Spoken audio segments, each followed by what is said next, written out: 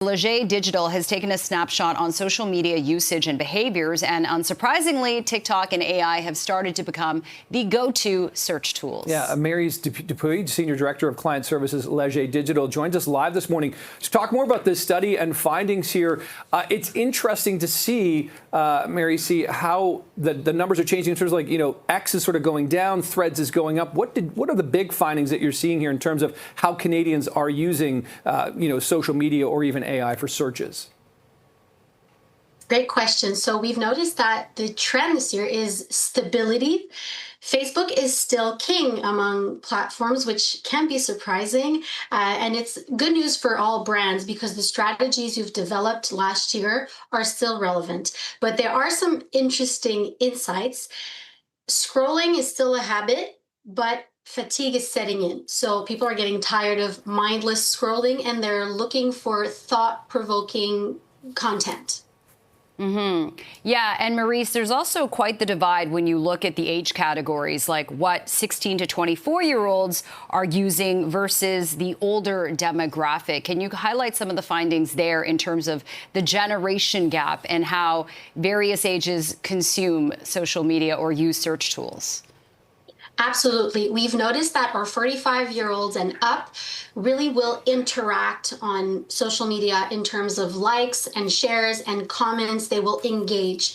As for our younger audiences, so our 16 to 24, they will interact within DMs, so direct messaging. If they see something that makes them laugh or smile or think of someone they know, they will share the content privately through DMs. So you really need to curate your content differently if you're looking for engagement within those two different age groups.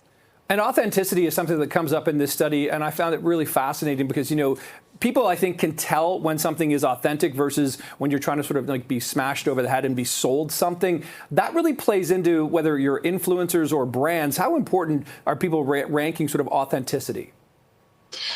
It's funny because people still find influencers and content creators very attractive. They will follow them on multiple platforms, not as much on TikTok, but on Instagram. But as soon as something is too branded, it looks too much like a sales pitch, that's when people tune out. So you really can be funny, engaging, trendy, but as long as you do not compromise on authenticity and clarity of your message. Yeah, and it's also interesting to see, the gender differences as well. Men seem to follow their kind of content creators or, I guess, influencers on YouTube versus women on Instagram.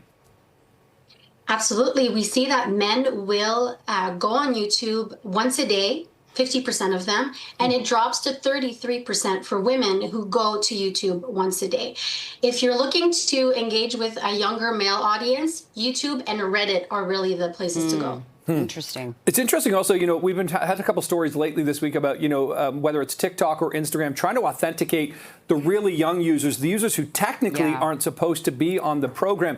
Did you look at all about that, or is that sort of out of the bounds because you can't actually authenticate how old somebody is using it? Because I'm curious how, like, the tweens and early teens are sort of using social media. Exactly. So our survey really is intended for 16 and up. It's a little more complicated to go and survey younger audiences, but we might have to look into that sooner rather than later because our Gen Alpha are becoming more and more prevalent on social media platforms. Yeah. Okay. Fascinating survey here from Leger Digital. Maryse Dupuy, Senior Director of Client Services with Leger Digital. Appreciate your time this morning. Thank you. Thank you so much. Thanks, Maryse.